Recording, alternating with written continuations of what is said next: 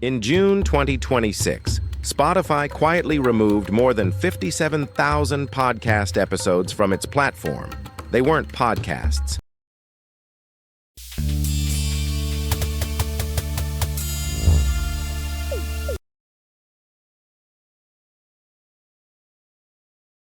They were fake shows uploaded in bulk to game its search ranking and funnel listeners toward illegal online pharmacies, many of them selling opioids. Spotify took them down without a press release. A U.S. senator had to confirm the number. This is the same company that 20 years ago saved the recorded music industry from collapse. Napster had gutted it. CD sales were in freefall. Major label executives were drafting layoff lists. Then a small Swedish startup walked in with a deal nobody else had been able to close. Pay a few dollars a month, listen to almost any song ever recorded, legally instantly. The labels signed, the industry stabilized, and somewhere between saving the business and dominating it, Spotify quietly became the thing it had replaced.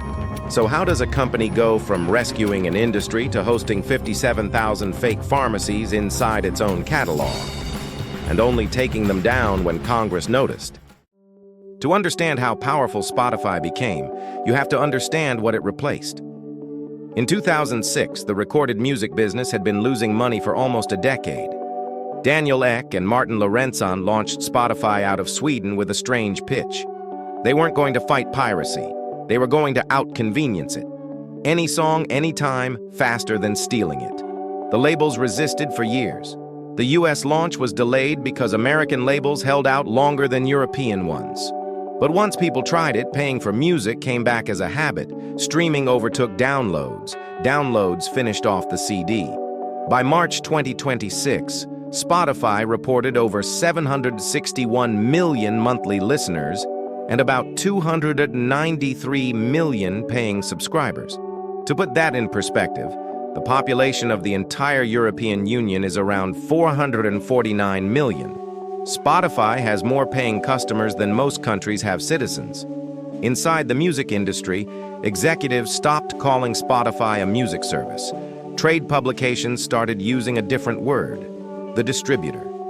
Every artist, every label, every release now had to walk through one Swedish company to reach a listener.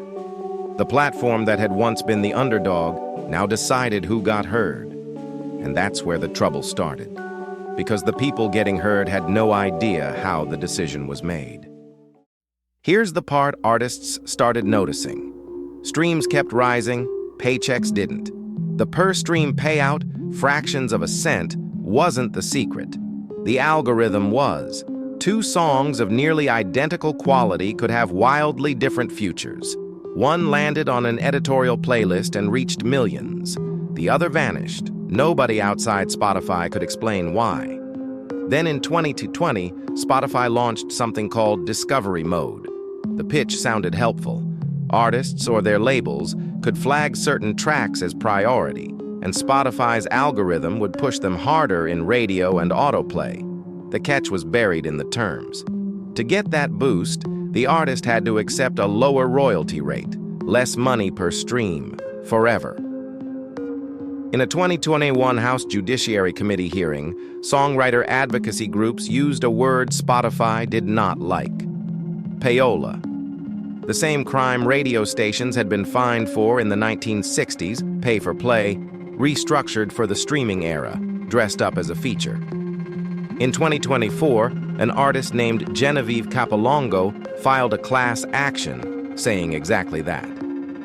According to court filings reported by Legal Reader in May 2026, a federal judge sent the case to private arbitration. That ended any chance of a public trial. The outcome of that arbitration has never been disclosed. Think about who Discovery Mode actually pressures. An established artist with a label and a marketing budget doesn't need it. A bedroom producer with 3,000 monthly listeners feels they have no choice.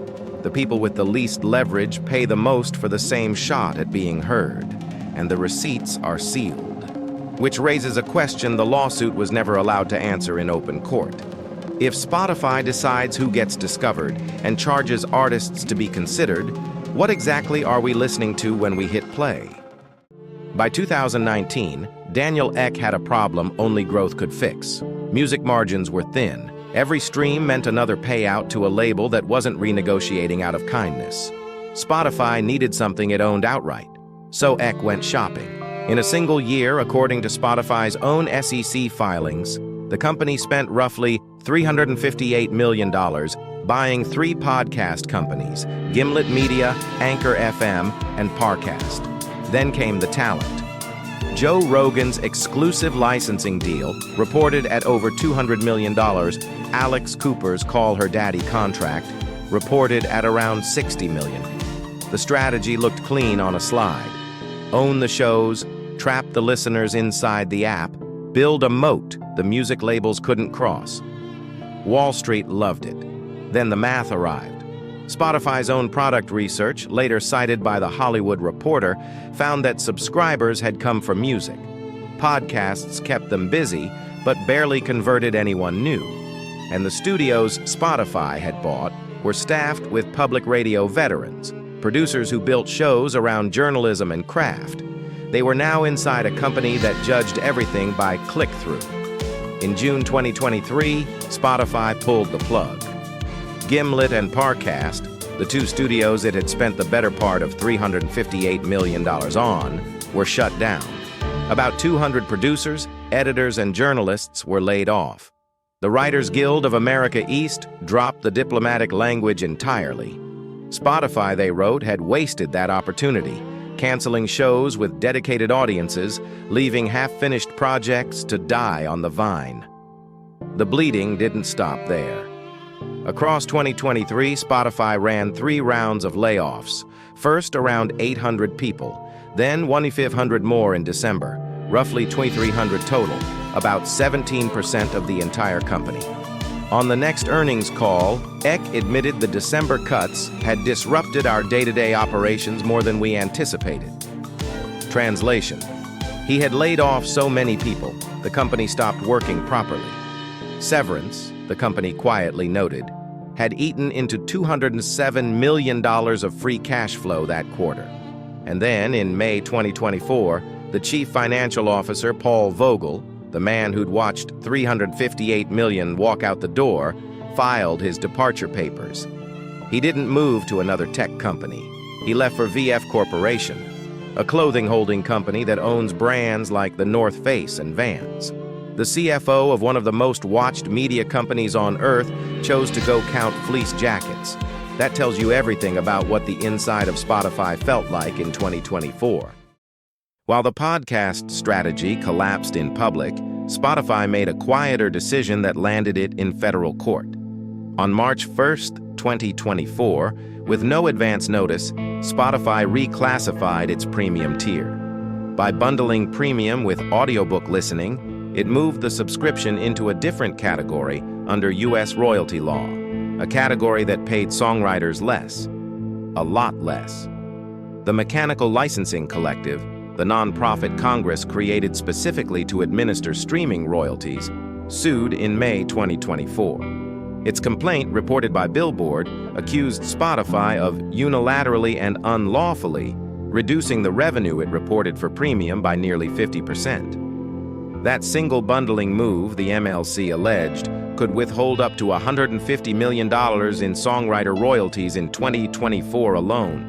Imagine being a working songwriter, the kind with a mortgage and a kid in school, watching your check arrive and realizing your pay rate was cut on a Tuesday in March, and nobody told you.